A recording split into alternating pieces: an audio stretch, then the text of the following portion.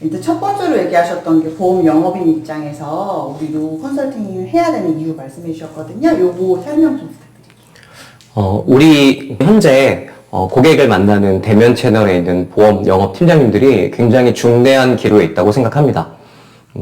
보험사들은 사실 우리를 거치지 않고 다이렉트로 보험 상품을 판매하고 보험 고객을 모집하는 걸 원합니다. 대표적으로 TM센터도 그렇고 다이렉트 채널도 그런데요.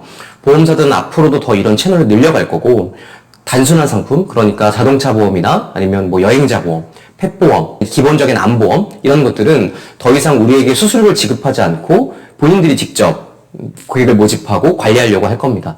또 보험사뿐만이 아니라 대표적으로 이제 카카오나 네이버처럼 대형 플랫폼 IT 회사들도 보험업에 진출함으로써 우리가 일을 하는 영역이 점점 줄어들 거고, 그리고 어찌 보면은 우리는 이러한 흐름 속에서 우리만의 경쟁력을 갖춰야 되는 게 필수인 거죠.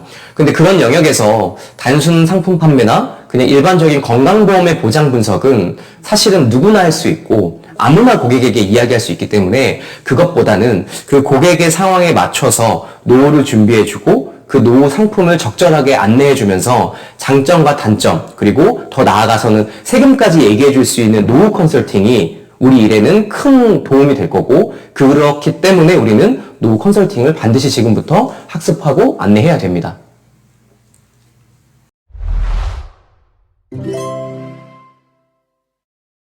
고객 입장에서 노후 컨설팅을 받아야 되는 이유.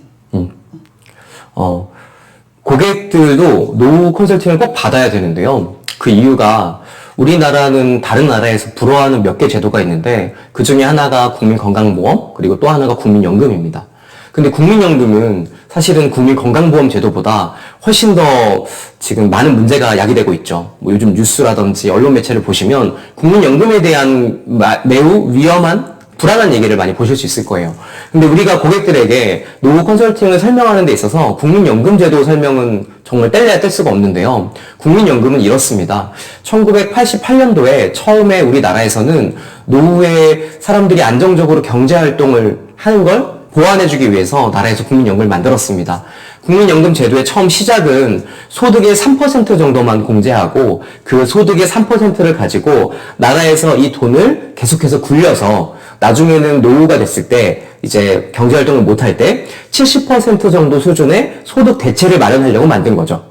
얼핏 생각하면은 3%에서 70%를 만드는 게 말도 안 되는 생각이라고 할 수 있겠지만, 나라에서는 경제가 성장함에 따라서 처음엔 3%였던 이 소득 공제율을 6%, 9%, 12, 15를 올림으로써 충분히 이게 가능하다고 여겼던 거였죠. 그런데 어떤 이유인지는 모르겠지만 1998년도부터는 아예 이제 이 소득 공제율이 올라가지 않았고요. 9%에서 머무르면서 지금까지 25년을 이어온 겁니다.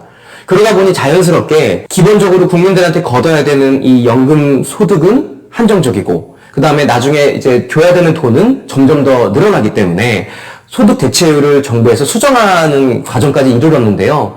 지금은 9%의 돈을 받아서 노후의 70%가 아니라 40%를 대체하는 소득 대체율로 정정하게 된 것이죠. 거기에다가 더 문제가 어떤 게 생겼냐면, 그럼에도 불구하고 이 국민연금 제도를 유지하면 너무너무 좋은데 우리나라가 1고3저 시대, 그러니까 고령 현상에 저금리, 저출산, 저성장이 지속되면서 이 연금을 내야 되는 젊은 층은 줄어들고 연금을 받아야 되는 이 노인들만 늘어나는 좀 다소 역삼각형 구조를 형성하게 되면서 이제 국민연금은 60세, 65세 수령도 아니고 68세, 70세 수령으로 늘어나고 있고요. 그러니 우리 국민들은 단순히 국민연금만 의존해서 노후를 준비하는 게 아니라 소득 대체율의 40%가 아닌 나머지 갭인 30%도 스스로 준비해야 되는 상황까지 이르게 된 거죠. 그러니까 우리나라 사람들은 노후 준비를 당연히 유럽이나 이런 데처럼 해줄 거다라고 생각을 하는 경향이 있는데요. 지금은 굉장히 위험한 상황이고요. 그러니까 국가에서도 이제는 개별적으로 준비해라 라는 이야기를 계속하고 싶어서 국민연금의 위험한 시그널을 언론 매체를 통해서 내비치고 있는 거다라고 생각하고 있습니다.